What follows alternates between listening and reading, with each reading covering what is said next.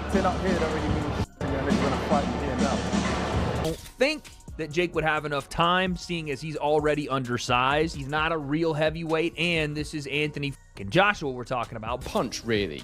If he takes a big punch from Jake Paul, if he gets hurt in any way by Jake Paul, if he doesn't absolutely ice Jake Paul within a few rounds of this 8-round scheduled bout, well then it really affects his credibility. Tensions flared during the press event when Anthony Joshua stepped in to confront Jake Paul over what he saw as disrespectful remarks.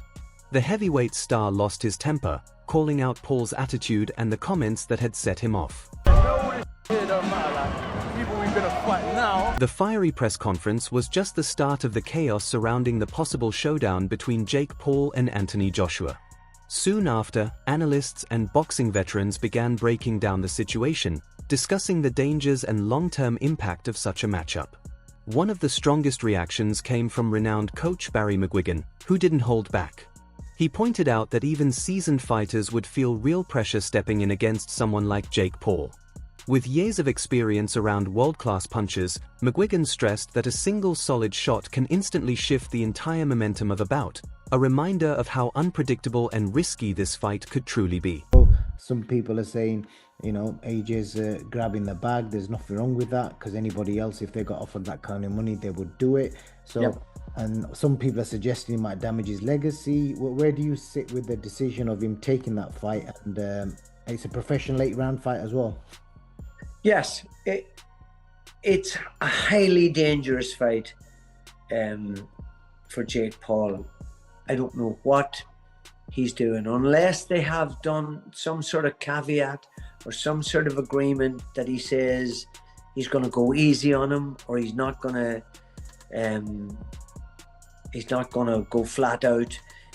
But I've been tossing this up and down in my mind and trying to figure how under God, when he had agreed to fight someone like Tank Davis, who is several divisions below him, that's more like what Jake Paul does, and then he goes from there to fighting Anthony Joshua. I mean, just look at what happened to Francis Ngannou, who's a big, athletic, tough guy and had gone 12 rounds with Tyson Fury and given him a real ding-dong. And then he gets absolutely obliterated in a round and a half against Joshua. That shows you, despite the fact that he's been knocked out since by Daniel Dubois, who could knock out anybody, by the way, in any weight division or in any era of the heavyweight division. He's such a powerful guy. He could knock anybody out if he hits them properly. But it just seems utter madness. And Wade, the voice behind the Wade Concept podcast, claims that Jake Paul's hidden preparation plan for taking on Anthony Joshua has now come to light. According to him, Paul has been stepping into the gym with several big, seasoned heavyweights, fighters who match Joshua in height, build, and overall presence. These sparring rounds help Jake absorb true heavyweight force while fine-tuning his reactions, timing, and overall game plan. By working with partners who imitate Joshua's physical and technical style, Paul is conditioning himself for the specific obstacles he's expected to face when they finally share the ring. Anthony Joshua fight, if you're Jake Paul, who hasn't fought someone in the top, realistically, the top 50. I know Tommy Fury is ranked in the top 50, but anyone that is a top 50 fighter, even in your weight class, let alone a top 10, top 5 heavyweight in Anthony Joshua, was a 2-time heavyweight champion of the world. Can you get prepared for a guy like that if you brought in, let's just say, a deity, freaking Zeus, Hercules, whoever, to prepare you? Could you do it? I don't think that Jake would have enough time, seeing as he's already undersized. He's not a real heavyweight, and this is Anthony fucking Joshua we're talking about. But I will say there were rumors going around that Jake was not taking this fight as seriously as he needed to. That Jake was dilly-dallying, flying to go see F1 in Miami after his press conference, and then going to see his girl all the way in the Netherlands if she's trying to qualify for, I think, the Olympics or something else. There was this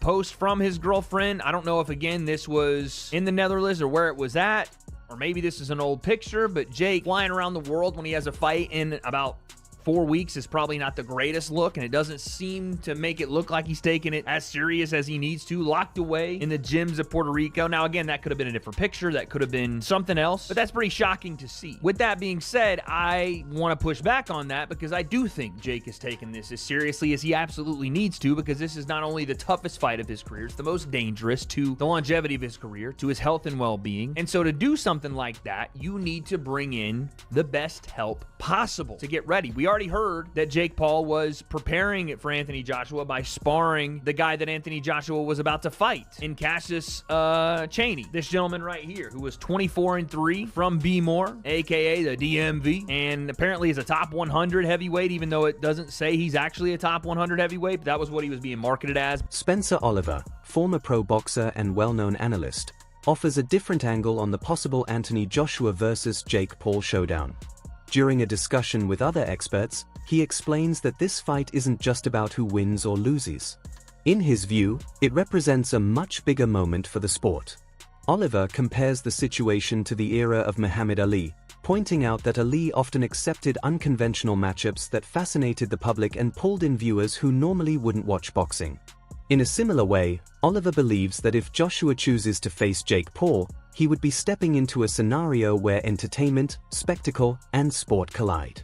He argues that a fight like this has the potential to bring fresh eyes to boxing, especially viewers who follow Jake Paul from social media rather than from traditional sports coverage. For Joshua, it would also be a test of mental discipline, as the build-up and atmosphere would be very different from a typical heavyweight contest. Oliver suggests that the event could serve as a cultural turning point for boxing, merging longtime fans with a younger, digitally connected audience. Much like Ali's headline-grabbing exhibitions, a matchup of this scale could expand the sport's reach worldwide, boosting interest, sponsorships, and overall visibility. Many analysts agree that the broader cultural effect may end up being just as impactful as anything that happens inside the ring, potentially marking this fight as a milestone in boxing's modern evolution. Goes in, pops him a few times in the face, walks out of 150 million quid. No one will remember the fact he fought Jake Paul. They'll remember the fact he knocked Klitschko out in Wembley in 2017. Totally agree with that. So I'm kind of, whilst I don't like it, and I don't like the way that Jake Paul gravitates to these brilliant athletes and like a moth sucks the life out of them because he gets a benefit of association, because I think they deserve all the association. But he is a and there is opportunity there, isn't there? Listen, commercially, of course it works because it'll be huge and there'll be a load of money on the table. For Anthony Joshua, it's like sort of, you know, he's going to get rewarded very well with no risk, minimal risk, no risk at all. He's going to go in there and he may then put all this stuff to bed with Jake Paul and calling out all these different champions, etc., etc. So, of course it works. And when you're talking about, you know, the credibility that Joshua's going to get, he's not going to get none now, but are people going to remember that? Of course they're not. Like, when he goes on to do what he does, didn't Muhammad Ali have some sort of strange fight in the middle of his career? Didn't he box? Yeah, he did. He boxed some non-boxing guy and whatnot. Like, people don't remember that. That's what I'm saying. Look, us as boxers, we don't remember stuff like that. It was replicated in Rocky. So, he did a version of Fighting Thunderlips, didn't he? So we all... Longtime boxing commentator Gareth E. Davies has voiced strong reservations about the potential dangers surrounding this matchup. He points out the major differences in size, power, and ring experience between the two fighters, noting that the gap pushes the boundaries of what should be considered safe in a sanctioned bout. According to Davies, a full-intensity fight could carry real risk, especially if Joshua connects cleanly in the early rounds. While he acknowledges the curiosity and hype that comes with a social media star stepping in against an established heavyweight, he stresses that the physical stakes are far more serious than the entertainment value. Analysts who share Davies' concerns argue that athletic commissions and promoters need to thoroughly assess the situation. If the appropriate safety protocols aren't in place, one misstep could lead to severe consequences for either athlete, making this matchup far more complicated than it appears on the surface. So, as I am with you, there is a danger in this fight. The odds are, Joshua's 1-12, obviously. Jake Paul is 6-1, yeah, to win this fight in a two-horse race in which this is a guy who lost to Tommy Fury, Tyson Fury's brother, in an 8-round fight, who, for me, I wrote that it would damage his legacy a week ago. It will damage his legacy for several reasons. If the Deontay Wilder fight never emerges, which it looks like it isn't, I've been calling for that fight for ages, If those two got in a ring together, it's still a massive fight. It's a dangerous fight to sanction, in my view. It sets the wrong precedent. It is 10-ounce gloves. It is a boxing match. It's not an exhibition. This isn't a 58-year-old Mike Tyson. This is one of the most dangerous finishers in the world, who is probably 5 levels above Jake Paul and a weight division above him. I think it's irresponsible to let those two in a ring together in a proper boxing match. That's my view. It doesn't damage his bank balance, but if he earns $70 million for this, are we... Boxing analysts Angelo and Josh break down the matchup from a purely technical standpoint. Looking at both fighters through the lens of experience, skill, and natural attributes, they make it clear that Jake Paul, despite his determination, isn't operating on the same tier as proven heavyweights like Anthony Joshua or Deontay Wilder. They explain that Joshua and Wilder belong to a rare group of fighters whose timing, accuracy, and knockout power can flip the momentum of a bout instantly. These abilities come from years of intense training, elite-level competition, and physical gifts that can't simply be duplicated by fighters with less background in the sport. According to Angelo and Josh, courage alone doesn't equal expertise. Jake may carry confidence into the ring, but confidence can't replace the deep instincts, preparation, and natural advantages that true heavyweight professionals possess. I just don't think that he could compete at the highest level, and I don't think he'd beat the top 5, top 6 guys. But that in that weight class is where he'd be at, like say 180, 188 or 189, somewhere around there is where he'd probably compete. There's not a lot of talent there though. So he might be pretty good in those weight classes. Him competing in the heavyweight division against like Deontay Wilder or Anthony Joshua or anybody else, no. He gets annihilated. I'm very surprised he signed this fight. I was shocked he signed this fight. I texted my buddy Bo, because Bo follows boxing really well, and I texted him. I was like, dude, we might see a death. And he said the same thing. He's like, I cannot believe he agreed to that fight.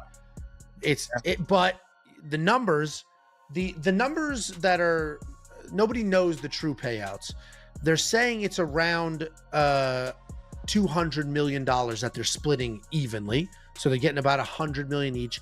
He said that it was $267 million. So I don't know who you believe or don't believe, or it could be they're splitting 200 and the 67 delta, they had to pay DAZN because Anthony Joshua has a contract with DAZN, and this fight's going to be on Netflix. DAZN. It's DAZN. So they, which makes how the hell? Please stop saying DAZN, okay? DAZN. That's like Saint Benoit, okay? Where's the O in DAZN? It's DAZN. Well, there's no O or no E at the end. DAZN. But so they had to buy. They basically had to buy Anthony Joshua his permission to do. Boxing commentator Henry points out that the danger in this matchup doesn't fall solely on Jake Paul. While most discussions highlight the risks Paul faces against an established heavyweight, Henry notes that Anthony Joshua also has plenty on the line.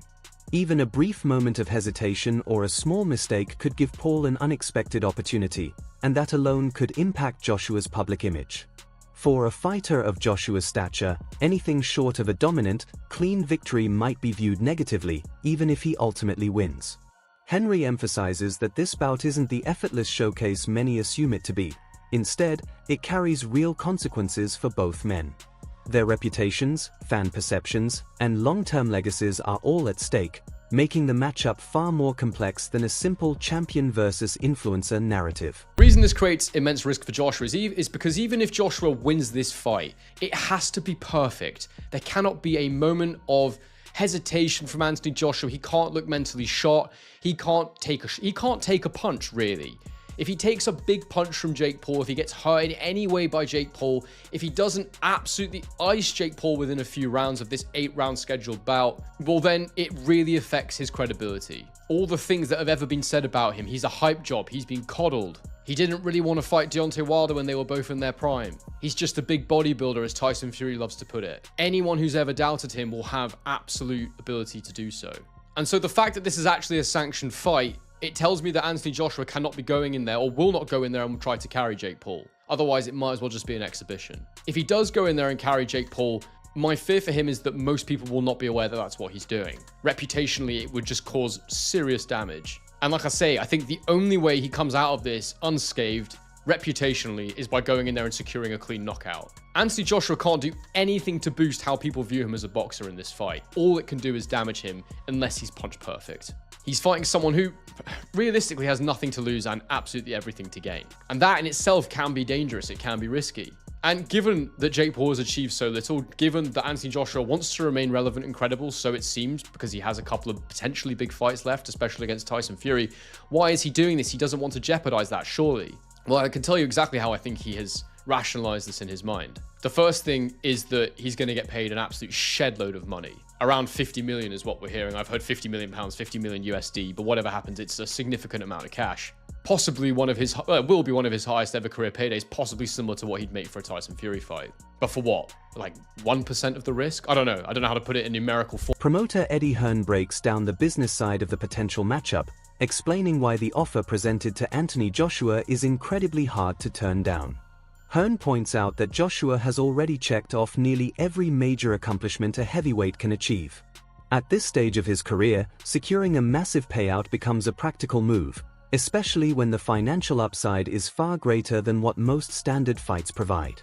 According to Hearn, the decision is a strategic one. In modern boxing, smart career choices often blend competitive goals with financial opportunities. For Joshua, this isn't about proving anything, it's about using his star power to generate maximum returns while staying in the public eye. The fight becomes a hybrid of competition, entertainment value, and smart financial planning. Reported yesterday by the ring by Mike Coppinger that one's in the works and looking likely for December. What can you tell? Yeah, not yet. I mean, there has been conversations, obviously. I think it comes down to how true, they are. Jake Paul is that he actually wants to fight. I mean, he's a madman if he wants to fight. But for some reason, and he thinks he can beat AJ. And I have to be honest, we were going to have a run out in December over 8 rounds against a bloke you've never heard of. And we may end up having a run out against Jake Paul for a career high payday. I don't see how we can turn it down. When I asked you about it a couple of days ago, you said that at that time you never really got into the financials. Have those been discussed now? Have you discussed the financial element? There has been some conversations around that, and it is, it's a huge amount of money. And I think AJ would be mad if he didn't do it, and I think he will do it if Jake Paul is genuine. We may wake up tomorrow with these people and they've announced another fight. Honestly, anything could happen. So I still can't get my head around the fact that this guy wants to challenge AJ. Listen, respect to him if it's true, but we shall see. To end on that note, I spoke to Alfie Sharman earlier. He said that himself or DAZN have had no conversations about AJ potentially taking that fight. Obviously, AJ is exclusive to DAZN. What's the situation with regards to that? Because I know they've won it. Apparently the fight's done. Obviously it's not done because, those conversations have to take place. I'm very confident that I can have some positive conversations with DAZN. Obviously we'll be on a clock, but it's a 50-50. Last one from me. I saw Chris McKenna tweeted that Anthony Joshua currently doesn't have a British Boxing Board of Control licence. Obviously, it's not unusual for someone who isn't fighting currently and is inactive to let it run out. But he would have to apply for one to face Jake Paul again, and then they'd have to approve a fight. Do you think that'd be a... Former world champion David Haye reminds fans of one of boxing's core truths: nothing is certain once the opening bell sounds. Even with Anthony Joshua entering as the overwhelming favourite, Haye argues that no fighter is ever completely safe from an unexpected turn. He explains that overlooking an opponent, no matter their history or level of experience, can create dangerous surprises. Although Jake Paul is stepping into one of the toughest challenges of his career, Haye insists that every athlete who climbs into the ring deserves respect for their ability to land a decisive moment. This element of unpredictability, Haye says, is what keeps the tension high. It forces both fighters to stay sharp and prevents the audience from assuming the result before the action actually unfolds. In his view, the uncertainty itself becomes part of the drama that makes the matchup compelling. It was only a couple of months ago that we were told it was really close, and then it was Jake and Tank, and now that's off for other reasons. Your initial reaction to the fact that December Miami might be on? Yeah, jumping from Gervonta Davis all the way up to Anthony Joshua seems absurd. It doesn't seem like it's a reality. Seems very Jake Paul. It's same, but sometimes these crazy things. Who would have ever thought Francis Ngannou would get a shot against Tyson Fury?